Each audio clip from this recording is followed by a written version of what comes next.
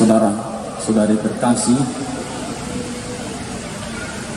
apa yang dibicarakan oleh Yesus dalam bacaan kita hari ini, itu tentu kita hidupi dalam hidup kita sehari-hari, yakni tentang iri hati.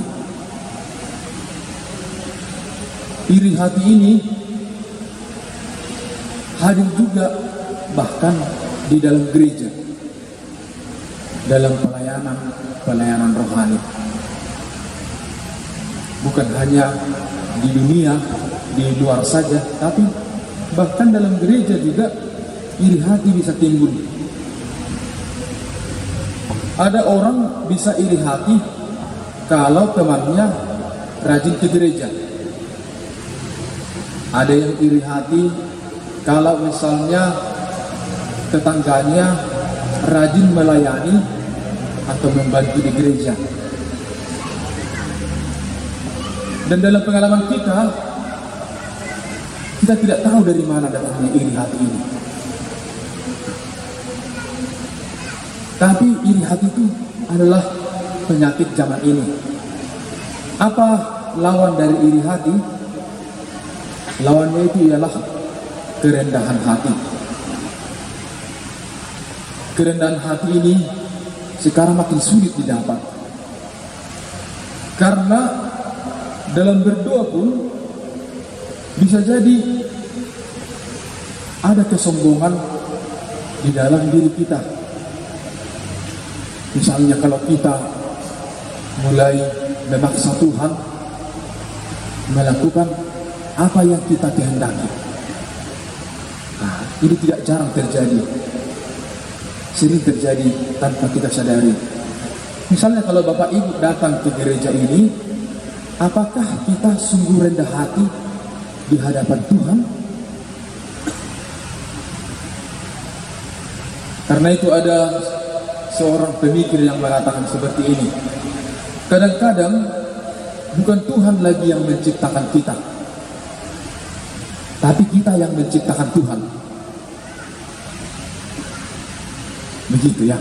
Jadi kadang-kadang kita memikirkan harus beginilah Tuhan. Pernahkah kita berpikir untuk berani seperti Bunda Maria yang mengatakan, terjadilah Tuhan padaku menurut perkataanmu. Coba kita ingat-ingat bagaimana cara kita berdoa. Jangan-jangan kita tanda petik berbisnis dengan Tuhan. Tahu bisnis ya? Kalau bisnis itu, kalau 1 tambah 1 itu harus 2.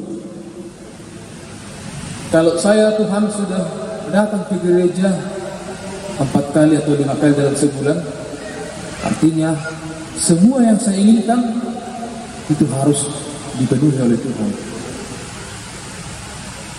Kalau demikian, tidak ada kerendahan hati. Maka kita perlu mengubah cara berpikir kita. Kita ini tidak setimpal dengan Tuhan. Karena pikiran Tuhan tidak sama seperti pikiran kita. Mungkin ada yang berdoa, Tuhan, saya mau supaya anak-anak saya semua menjadi orang-orang yang baik dan orang yang sukses.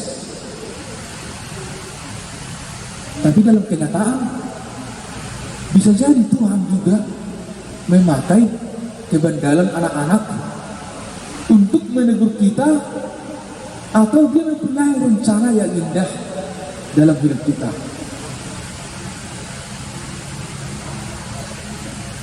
Saya rajin ke gereja, terus bernovena. Di samping rumah saya itu tak pernah ke gereja, tapi mereka itu tak pernah sakit, hidupnya tenang, nampak bahagia saja. Mungkin karena kita sekarang di dunia modern terlalu biasa kita dengan bisnis atau bisnis kelapa sawit atau apa. Kalau di bisnis itu kan jelas ya perhitungan. Kalau sekian harganya kali sekian, itu jelas sekali itu perhitungan manusia. Jadi sekarang itu banyak orang tak percaya kepada Tuhan karena dari awal mereka datang kepada Tuhan, datang ke gereja, kurang kerendahan hati, dan mereka mau mengajari Tuhan. Padahal pikiran Tuhan itu jauh dari yang kita selalu bisa bayangkan. Karena itu Bapak Ibu Saudara-saudari terkasih, kalau Injil hari ini berbicara tentang iri hati, ialah apa yang dikatakan oleh pemilik kebun anggur itu.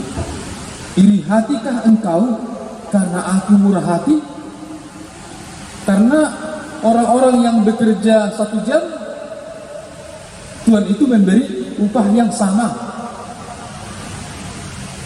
Kalau di dunia ini tidak bisa dipakai logika yang dipakai dalam bacaan Injil hari ini. Karena yang bekerja dari pagi sampai malam itu harus mendapat memang upah yang lebih besar. Tapi rencana Tuhan, hati Tuhan itu tak pernah bisa selalu diprediksi. Bapak Ibu, saya seorang kapusin, pengikut Santo Fransiskus dari Assisi. Jadi dalam memberi retret kepada para pastor yang ada di wilayah ini, saya sangat tersentuh dengan pengalaman Santo Fransiskus dari Assisi. Bayangkan Bapak Ibu Saudara-saudari, Santo Fransiskus itu dulu berniat menjadi seorang martir. Maka dia pergi menjumpai Sultan Islam di daerah Maroko. Cita-citanya hanya mau menjadi martir. Karena waktu itu, martir itu harus mati dan mencucurkan darah penghabisan. Lihatlah, ternyata rencana Tuhan berbeda. Apa yang direncanakan Tuhan selalu tak bisa diprediksi oleh manusia. Tapi kalau kita sudah terbiasa dengan TikTok, biasa dengan YouTube, biasa dengan Facebook, pikiran-pikiran kita itu akan selalu berputar-putar di sana. Seakan-akan kita bisa mengatur pikiran-pikiran Tuhan, sebagaimana TikTok itu mungkin bisa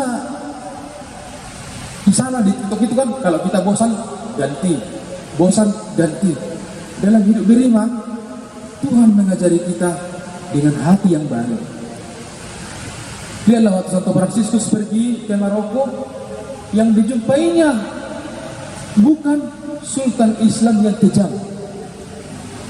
Ternyata Sultan itu menerimanya. Dan itu sangat berbeda dengan pikiran yang dipikirkannya sebelumnya. Karena itu Bapak Ibu Saudara-saudari terkasih, hati Tuhan, rencana Tuhan selalu tak terduga. Ketika Bapak Ibu datang menghadap Tuhan di sini, lihatlah bahwa Dia memandangmu satu persatu. Dia mengenal kita satu persatu, dan Dia tahu apa yang kita pikirkan. Maka hendaknya kita lebih rendah hati dan berani berbicara, berkata seperti Bunda Maria, Tuhan, terjadilah padaku menurut perkataanmu. Harus itu menjadi dua orang beriman. Kalau tidak, nanti Bapak Ibu Saudara-saudari akan gampang kecewa, gampang frustrasi, dan gampang tak mempercayai Tuhan. Kalau pikiran kita datang ke gereja ini bukan dengan kerendahan hati. Maka mari menyembahnya, mari berlutut di hadapan Tuhan, dan mari merendahkan hati kita dan mengubah cara-cara berpikir kita yang lama.